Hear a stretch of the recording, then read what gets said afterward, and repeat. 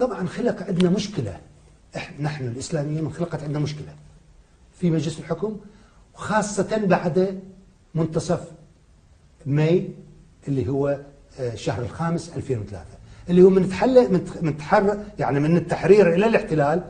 احنا شلون هذا أجنبي على أرض إسلامية محتل، شلون يصير هذا لازم تقاومه.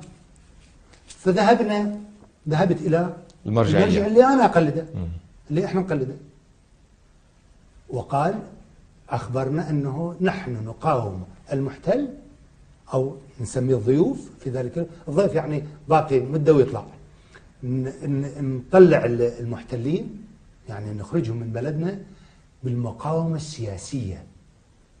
هذا كلام أكيد على لسان السيد علي السيستاني، هذا قاله لك مباشرة. مرجعية النجف لأكثر من مرة أنه نحن نقاوم مقاومة سياسية لإخراج المحتل من بلدنا.